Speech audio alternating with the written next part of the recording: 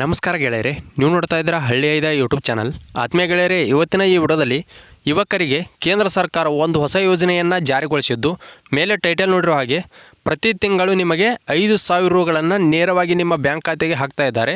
ಅದು ಯಾವ ಯೋಜನೆ, ಯಾವ ರೀತಿಯಾಗಿ ಅರ್ಜಿ ಸಲ್ಲಿಸುವುದು, ಬೇಕಾಗುವಂಥ ದಾಖಲಾತಿಗಳು ಏನೇನು ಎಂಬುದರ ಸಂಪೂರ್ಣವಾದಂಥ ಮಾಹಿತಿಯನ್ನು ಈ ವಿಡಿಯೋದಲ್ಲಿ ತಿಳಿದುಕೊಳ್ಳೋಣ. ವಿಡಿಯೋನ ಪೂರ್ತಿಯಾಗಿ ವೀಕ್ಷಣೆ ಮಾಡಿ. ಇದನ್ನು ಈ ವರ್ಷದ ಬಜೆಟ್ನಲ್ಲಿ ಘೋಷಣೆ ಮಾಡಲಾಗಿದೆ. ಅದರ ಸಂಪೂರ್ಣವಾದಂಥ ಮಾಹಿತಿಯನ್ನು ತಿಳಿದುಕೊಳ್ಳೋಣ. ಅದಕ್ಕಿಂತ ಮೊದಲು ಇದೇ ಮೊದಲ ಬಾರಿಗೆ ಯಾರಾದರೂ ನಮ್ಮ ಯೂಟ್ಯೂಬ್ ಚಾನಲ್ನ ನೋಡ್ತಾ ಇದ್ದರೆ ದಯವಿಟ್ಟು ಸಬ್ಸ್ಕ್ರೈಬ್ ಮಾಡ್ಕೊರಿ. ಹಾಗೆ ಈ ವಿಡಿಯೋನ ಇತರ ನಿಮ್ಮ ಗೆಳೆಯರವರ್ಗಕ್ಕೂ ಕೂಡ ಶೇರ್ ಮಾಡಿರಿ. ಬನ್ನಿ ಗೆಳೆಯರೆ, ವಿಡಿಯೋನ ಶುರು ಮಾಡೋಣ. ಇಲ್ಲಿ ನೋಡ್ಬೋದು, ಯುವಕರಿಗೆ ಕೇಂದ್ರ ಸರ್ಕಾರದಿಂದ ಪ್ರತಿ ತಿಂಗಳು 5,000 ರೂಪಾಯಿ ಅಂಥೇಳಿ ಈ ಯೋಜನೆಗೆ ಯಾರು ಅರ್ಜಿ ಸಲ್ಲಿಸ್ಬೋದು ಎಲ್ಲ ಮಾಹಿತಿಯನ್ನು ನೋಡೋದಾದ್ರೆ, ಕೇಂದ್ರದ ಹಣಕಾಸು ಸಚಿವೆಯಾದಂಥ ನಿರ್ಮಲಾ ಸೀತಾರಾಮನ್ ರವರು ಜುಲೈ 23ರಂದು ನಡೆದಂಥ ಬಜೆಟ್ ಅಧಿವೇಶನದಲ್ಲಿ ಯುವಕರಿಗೆ ಉದ್ಯೋಗ ತರಬೇತಿಯನ್ನು ನೀಡಲು ಸಲುವಾಗಿ ಮುಂದಿನ 5 ವರ್ಷಗಳಲ್ಲಿ ಟಾಪ್ 500 ಕಂಪನಿಗಳಲ್ಲಿ 1 ಕೋಟಿ ಯುವಕರಿಗೆ ಅವಕಾಶಗಳನ್ನು ಒದಗಿಸಲಾಗುವುದು ಅಂತ ಕೂಡ ಹೇಳಿದ್ದಾರೆ.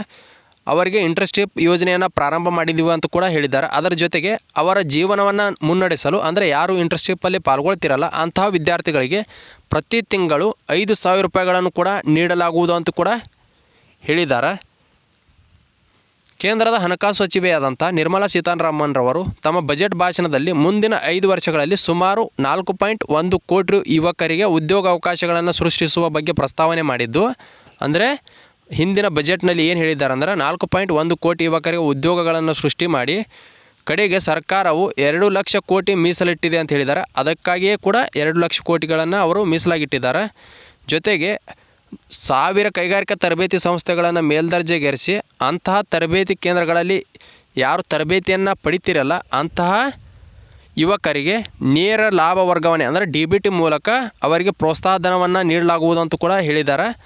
ಅಂದರೆ ಯಾರು ಇಂಟರ್ನ್ಶಿಪ್ಪಲ್ಲಿ ಭಾಗವಹಿಸ್ತಿರಲ್ಲ ಅಂತಹ ಯುವಕರಿಗೆ ಪ್ರತಿ ತಿಂಗಳು 5,000 ರೂಗಳನ್ನು ಪ್ರೋತ್ಸಾಹಧನವಾಗಿ ನೀಡಲಾಗುವುದು ಅಂತ ಕೂಡ ಹೇಳಿದ್ದಾರೆ. ಇದು ಈ ವರ್ಷವೇ ಕೂಡ ಜಾರಿಗೊಳಿಸಿದ್ದಾರೆ. ಆದ್ದರಿಂದ ಆದಷ್ಟು ಬೇಗನೆ ಇದರ ಬಗ್ಗೆಯೂ ಸಂಪೂರ್ಣವಾದಂಥ ಮಾಹಿತಿ ಉಳ್ಳಂತಹ ಪ್ರಕಟಣೆಯನ್ನು ಕೂಡ ಅವರು ಹೊರಡಿಸಲಿದ್ದಾರೆ. ಅದರ ಬಗ್ಗೆ ಮಾಹಿತಿ ಹೊರಬಿದ್ದ ತಕ್ಷಣ ನಾನು ಮತ್ತೊಂದು ಸ್ಪಷ್ಟವಾದಂಥ ವಿಡಿಯೋ ಮಾಡಿ ಹಾಕ್ತೀನಿ.